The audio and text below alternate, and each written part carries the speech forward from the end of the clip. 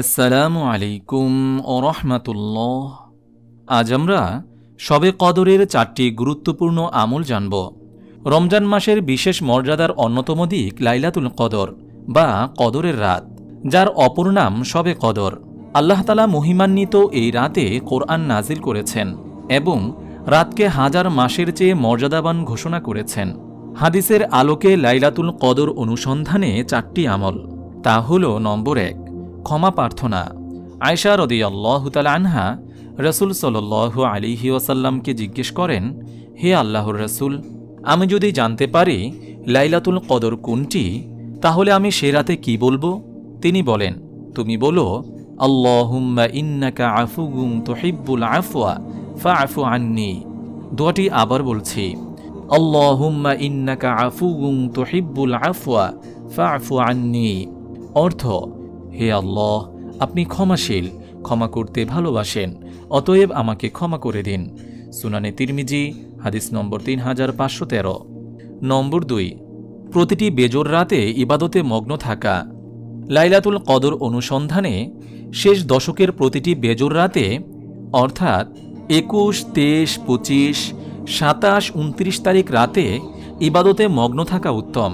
কেননা রাসূল সাল্লাল্লাহু আলাইহি ওয়াসাল্লাম বলেছেন, তোমরা রমজানের শেষ দশকের বেজোর রাতে লাইলাতুল কদর অনুসন্ধান করো। সহিহ বুখারী, হাদিস নম্বর 2017। নম্বর 3, ভেতর ও বাইরের পবিত্রতা। লাইলাতুল কদরের বরকত লাভের প্রধান শর্ত ভেতর ও বাইরের পবিত্রতা লাভ এবং একনিষ্ঠ হয়ে আল্লাহর দরবারে হাজির হওয়া। আল্লামা ইবনে রজব হাম্বলী রহমতুল্লাহি আলাইহি বলেন, উত্তম হল যে রাতে কদর অনুসন্ধান করা হবে তাতে পরিচ্ছন্নতা অর্জন করা, সুগন্ধি ব্যবহার করা, গোসল সুগন্ধি উত্তম কাপড়ের মাধ্যমে সৌন্দর্য বর্ধন করা।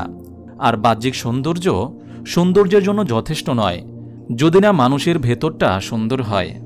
মানুষের ভেতর সুন্দর হয় তওবা ও আল্লাহমুখী হওয়ার মাধ্যমে। নম্বর 4, রাতে নামাজ ও ইবাদত। রাসূল সাল্লাল্লাহু আলাইহি ওয়াসাল্লাম কদরের রাতে ইবাদত ও নামাজ আদায়ের নির্দেশ দিয়েছেন। মহানবী সাল্লাল্লাহু আলাইহি ওয়াসাল্লাম বলেন, যে ব্যক্তি ঈমানের সঙ্গে সওয়াবের আশায় কদরের রাতে ইবাদতের মধ্যে রাত জাগবে, তার আগের গুনাহ ক্ষমা করে দেওয়া হবে। সহিহ বুখারী, হাদিস নম্বর 35। আল্লাহ তাআলা আমাদের সবাইকে লাইলাতুল কদরের বরকত ও অনুগ্রহ দান করুন, আমিন। আপনি যদি এরকম ভিডিও আরও পেতে চান, তাহলে এই চ্যানেলটি সাবস্ক্রাইব করে পাশে রাখা বেল আইকনটি অন করে দিন।